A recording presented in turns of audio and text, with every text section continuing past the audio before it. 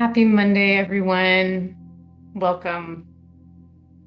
Today, we are doing a mindset shift, a meditation, and some reflection. My name is Faith, and I'm with Real Life Wellness and the Love Your Real Life membership. And I'm so glad that you're here. I came across a quote recently, actually on Substack. I'm going to pull it up because I want to say it right and to credit the person. So, on Substack, I don't know if you have been on there, but it just says Patricia W. Okay. And she says, reminder, you can disappoint people and still be a good person.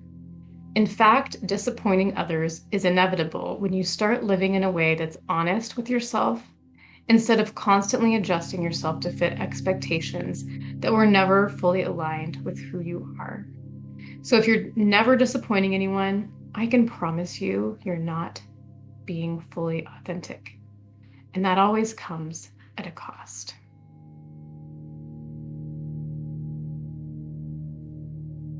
I don't know how that lands with you, but for me, I thought, yeah. And it really made me think that many of us, especially women, have been taught that being the good person, the person who says yes, the person who takes on everything, that, that our job is to make sure that people are happy and taken care of. We are responsible for the energy and the feelings of our, families, of the rooms we're in. And we can easily become the caretaker, the peacekeeper, the one who is the one we go to solve the problems, the one who says yes, always. But this comes at a cost. When we're constantly reshaping ourselves to meet everyone else's needs and expectations, and we're ignoring our own, or they're not as important, we can really begin to lose touch with who we really are. We start getting resentful. We start making decisions based on avoiding disappointment instead of honoring our values or living true to ourselves. And it comes at a cost. It doesn't mean that we stop being kind or compassionate. It means that we recognize that someone else's disappointment doesn't mean that we've done something wrong.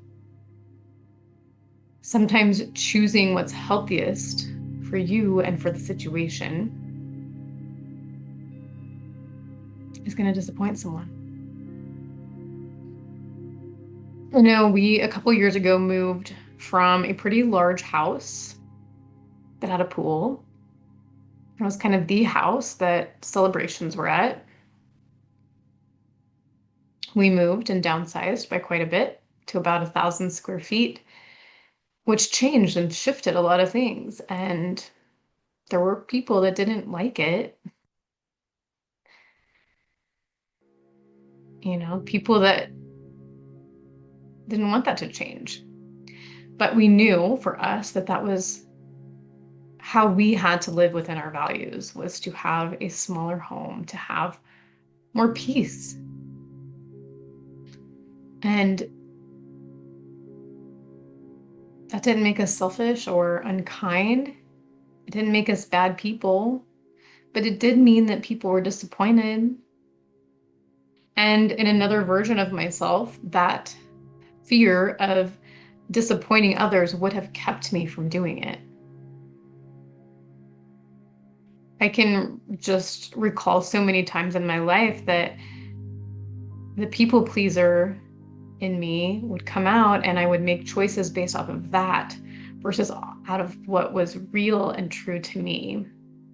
And when you do that continuously, layered over time with lots of different choices, it leaves you kind of in a shell of a person, not really knowing who you are, not trusting yourself, and certainly the trust you have for yourself goes away because you don't have your own back.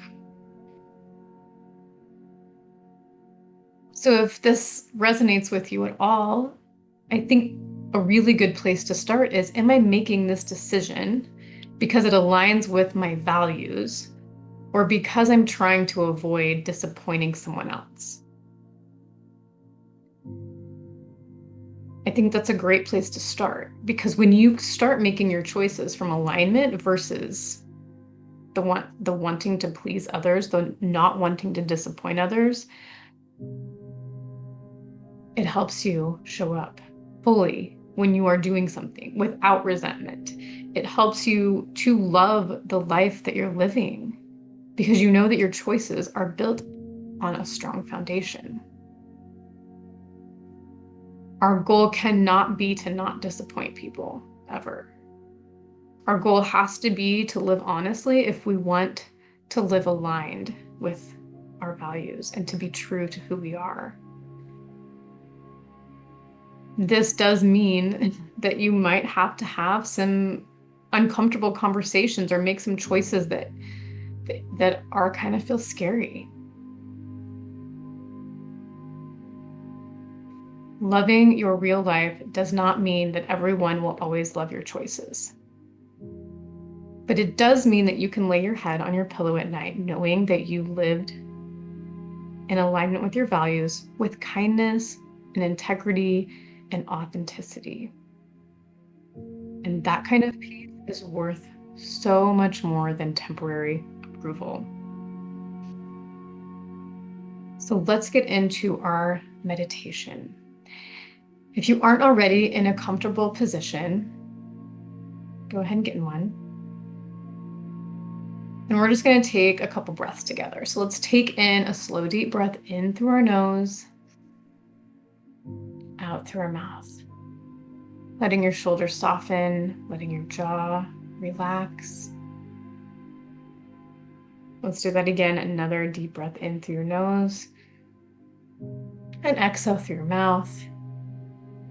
Further letting those shoulders soften. Noticing the support beneath you, whether that's your chair, your couch, your bed, wherever you're doing this at. Feeling that support.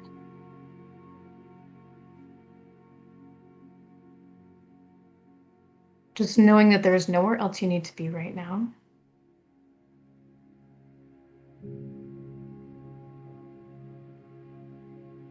And I have a dog who is barking a little bit, and I hope that that is not distracting for you.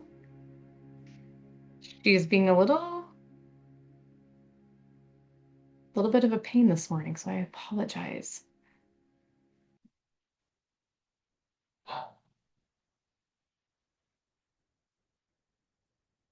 But go ahead and find your breath.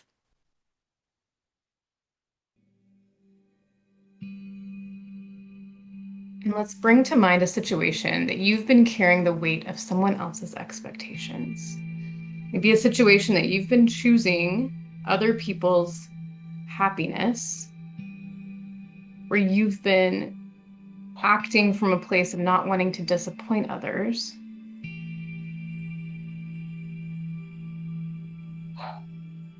Maybe you've been trying so hard to make everyone happy that you've forgotten to ask yourself what you truly need.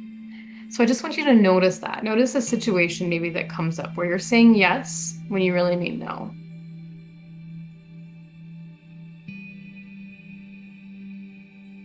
And again, let's release judgment for ourselves, release judgment for others, and just notice, just bring awareness to that situation that's coming up for you. And as you breathe in, imagine yourself just coming back to yourself, coming back to your heart, your mind, your spirit, back to your own wisdom, your own values. And with each exhale, just imagine releasing this pressure of wanting to earn approval, wanting to please everybody. releasing this need to explain yourself, over-explain yourself, releasing the belief that everyone has to understand your choices. I think that's worth doing again. Let's release the pressure to earn approval. Let's release the need to explain yourself. Release the belief that everyone has to understand your choices. Silently repeat, I choose to be authentic in my decisions. Take a breath.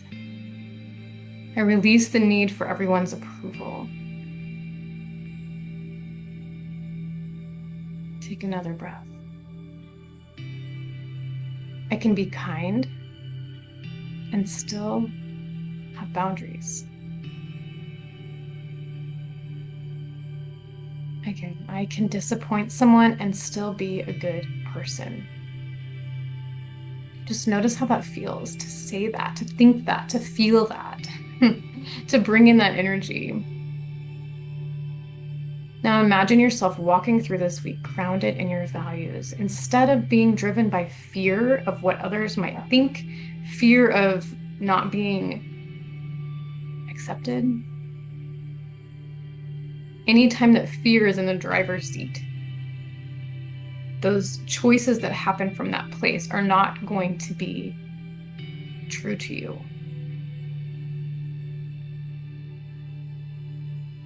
Make decisions from peace instead of people pleasing, from that inner knowing of knowing what you need, knowing what's best for you, knowing that your worth has never depended on everyone agreeing with you. It is impossible for everybody to agree with everything you did, everything that you've done or do.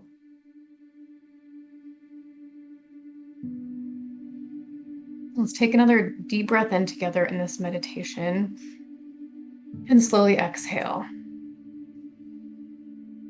When you're ready, just gently bring awareness back to the room. And we're going to move into some reflection. So grab your notebook, grab a pen, and we're going to take this knowledge that came to us during this meditation and let's use it. There's no wrong or right answers. This is just an opportunity to become more aware. So the first question is, where in my life am I making decisions primarily to avoid disappointing someone else? So maybe as we were doing that meditation, some things came up as we were bringing awareness to that. And so this is your time to write it out.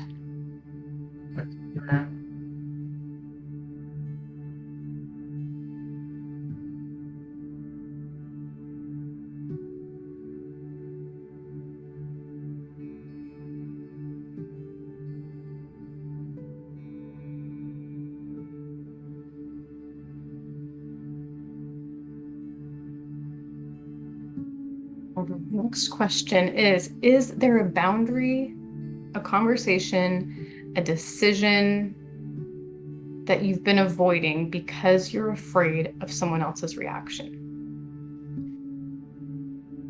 A boundary, a conversation, or a decision that you have been avoiding because you are afraid of someone else's reaction.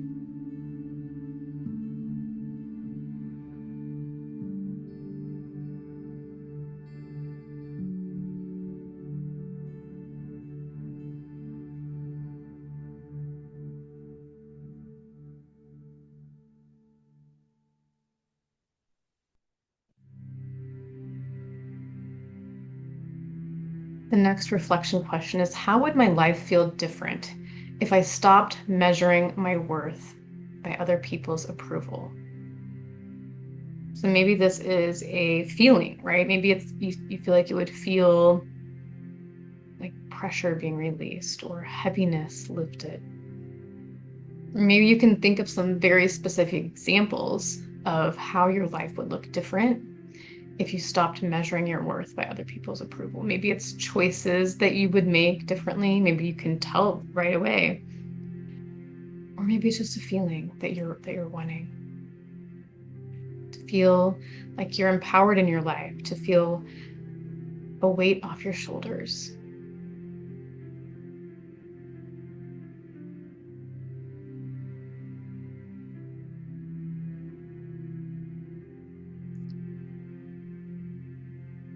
Okay, our last question is, what is one small step I can take this week to live more authentically? So I want you to bring to mind a very specific step. It doesn't have to be big. Again, it doesn't have to be having some big conversation. It can just be, what is the next thing that you can do to live more authentically?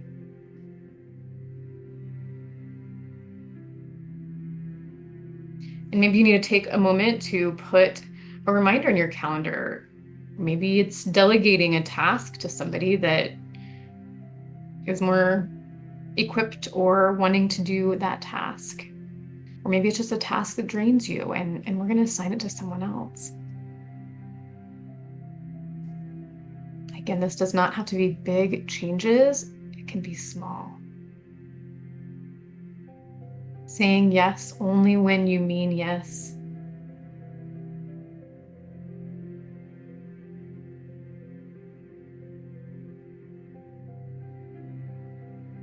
Okay, we're going to close out for today's practice, but remember, authenticity isn't about disregarding other people's feelings. It's about honoring your own while still leading with kindness. You don't have to choose between being a good person and being true to yourself, because the healthiest, most fulfilling life is often found where those two meet. So this week, I invite you to choose one small act of authenticity. It may feel uncomfortable at first, but that discomfort is often the bridge between living for everyone else and finally learning to love your real life. Thank you so much for joining in today.